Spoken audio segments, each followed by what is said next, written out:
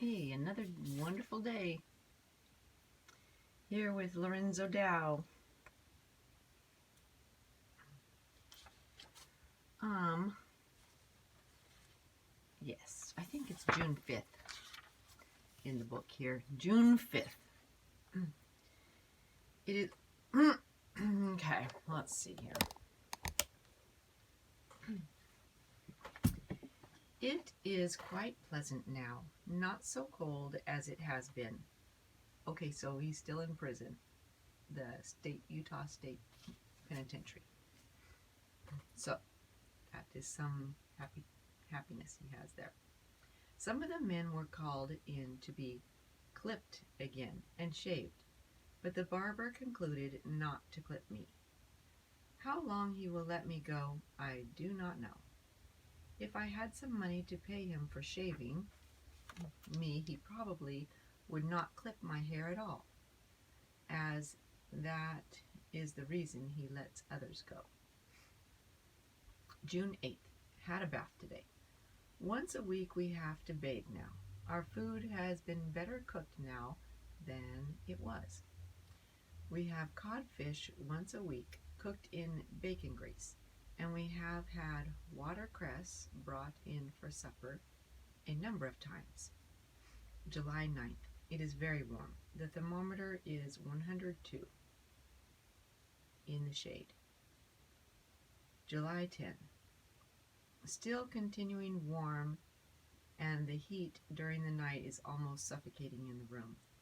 I have had a fever every night for some time, and if I would give up, I feel that I could go to bed and never get up. But when I think of my dear ones at home, I cannot give up, but must see them once more. July 13th. I obtained permission to keep my mustache for a while, or until I can see a doctor. I hope they will forget all about it. July 19th. Received permission from the warden to keep my mustache until further orders. The doctor examined me today and said that I have chronic bronchitis. Left me some medicine. I have been so weak lately that I could hardly drag one foot before the other. If I would only give up, I think I could die without much effort. July 27th. Received a card from Emily today informing me that Lissy gave birth to a girl on the 21st and that she was doing well. Wrote Lissy and Emily. August 30th. I have remained in my bunk room for nearly a month now, and the food was brought in to me from the warden's kitchen all the time. His prison, and then we're just going to talk about him now. His prison sentence being over, Watson returned to his loved ones.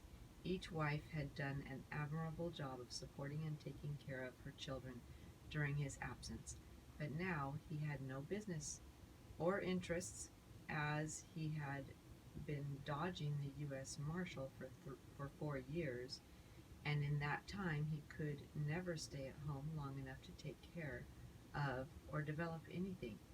He was desperate for some way to finance his 2 families. Even though he had spent 6 months in prison, he had not earned the right to continue living with his second wife. According to the law, he could have but one wife. To discontinue to live with Emily and renounce their children was unthinkable to Watson. He had to be as careful of his movements as he was before going to the pen. U.S. Marshals were always showing up in the most unexpected places, and as people were paid well to inform on polygamists. Hi, I'm reading on the podcast. No, is that what I am? Something like that. YouTube.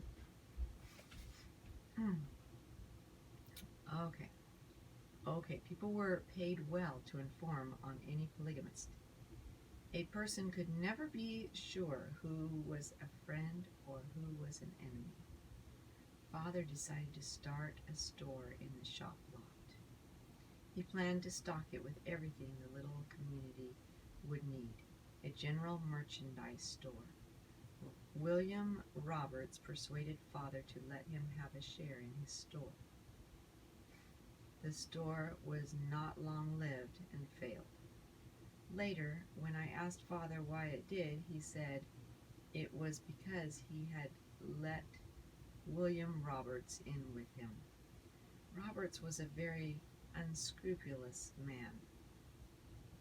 Once, he went into a store with father, gave the clerk a check for $8, and when the clerk continued to count out a large amount of money, he asked why so much. The clerk stated that was his change for his $80 check. He said, "Oh, yes," scooped up the money and left the store. Father witnessed all of it and did not say a word. He said he did not dare to because he did not want his head blown off, which Roberts would not have hesitated to do. Mother had saved 2 bolts of cloth from this store before it failed, and that proved a boon to the families. In December of this year, I remember I was sitting at my desk in school when Eugene Dalton came into the room, walked to his brother and whispered something to him. Then the 2 of them rushed out without even asking permission. I jumped up, followed him outside, and asked what was the matter. "Our father's been killed," was the answer. This was December 16th. I ran all the way home and found father mending a picket fence. When I told him, he turned pale.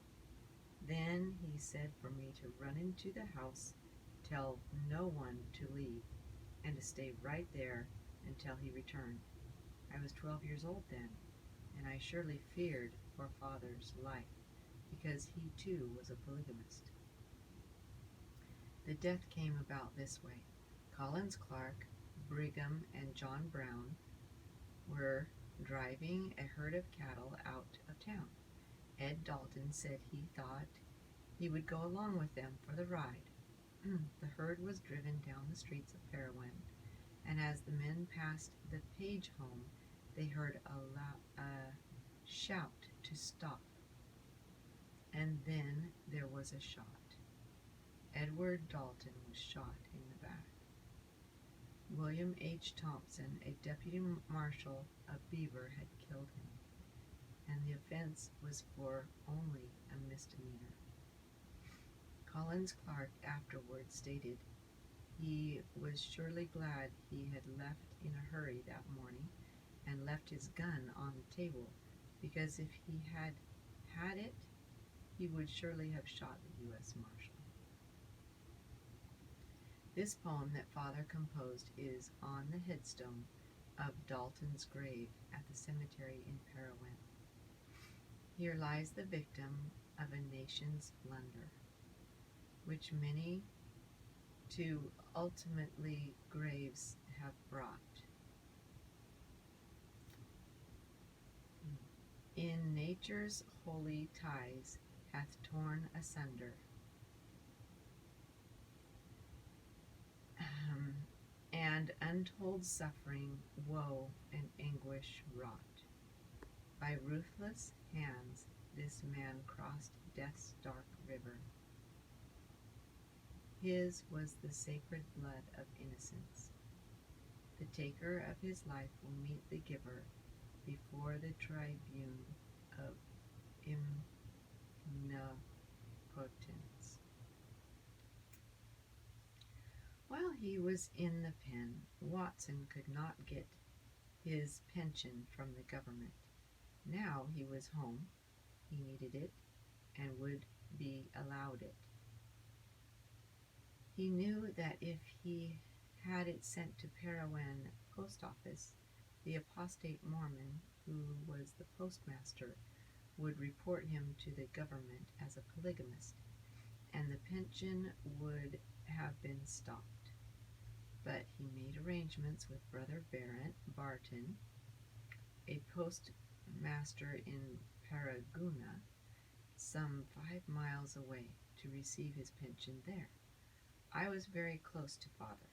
Since I was a toddler, I had been at his heels constantly whenever he was at home. He felt that I was old enough and could be trusted to understand the situation, so he sent me, his second daughter, for his check. I drove a one-horse buckboard with an old brown horse by the name of Prince.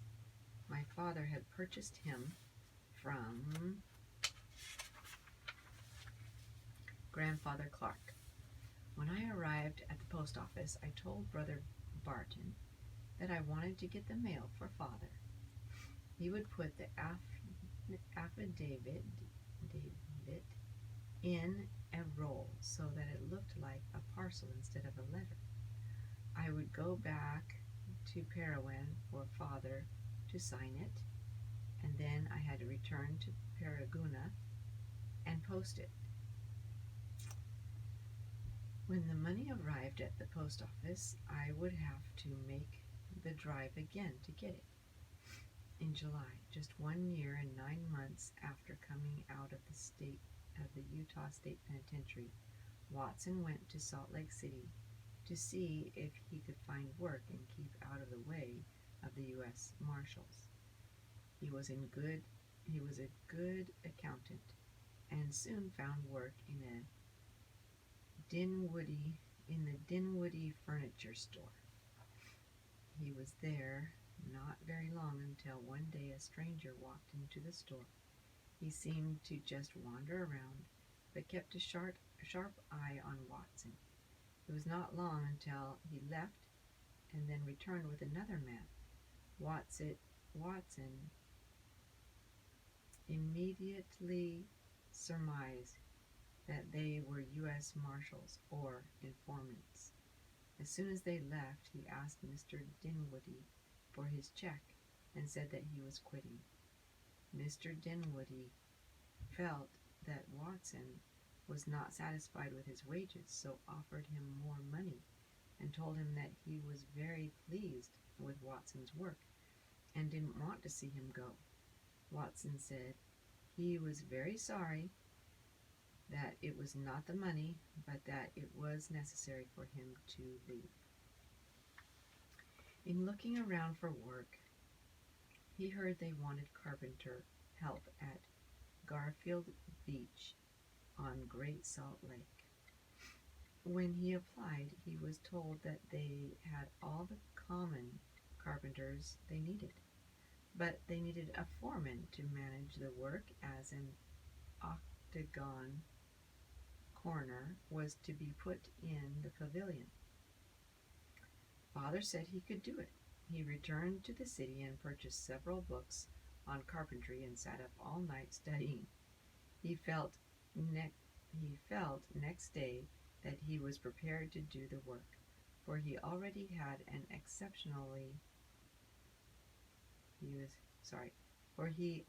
was an exceptionally good carpenter.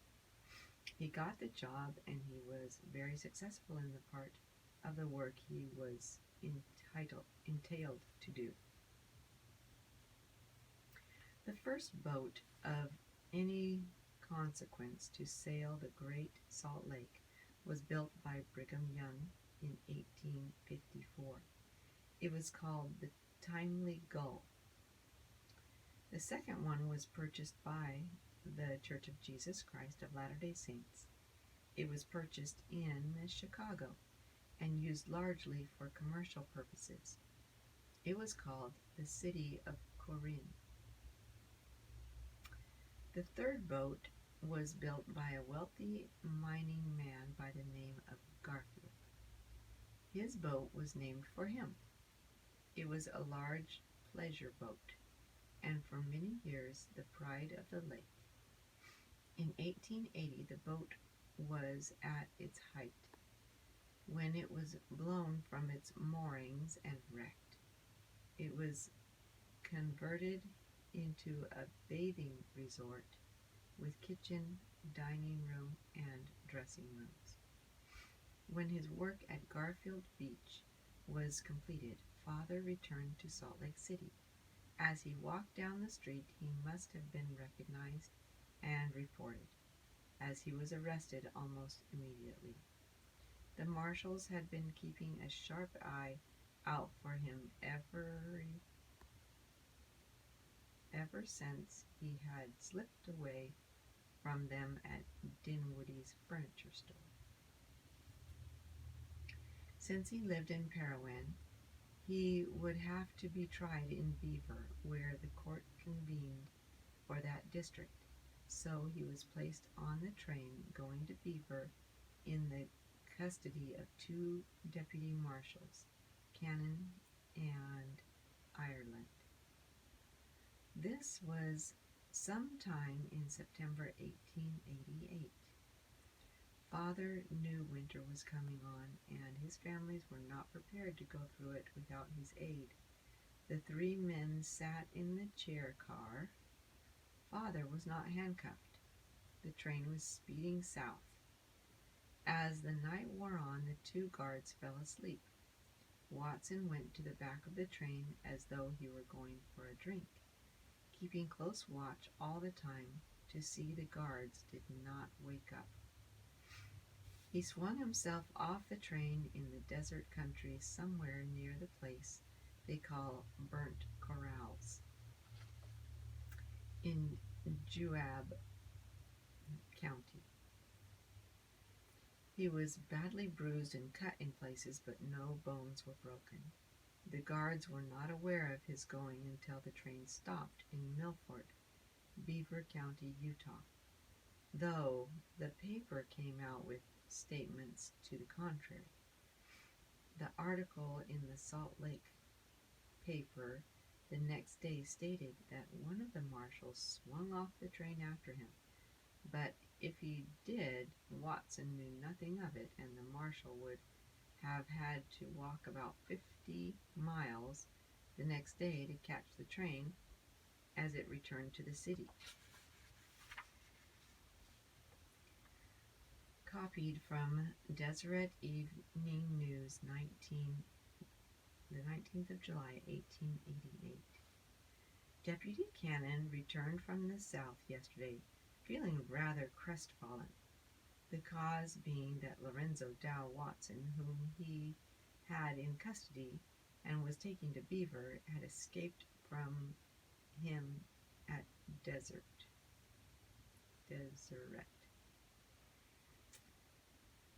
They had been riding about 8 hours in the train, and during that time Mr. Watson had several times gone to the water tank in the car and drank. The deputy had watched him closely, with an idea that if he had got an opportunity he might make an effort to regain his liberty, as he felt uneasy at being presented before Judge Borman, who, he said, was so vindictive that he would be unsparing.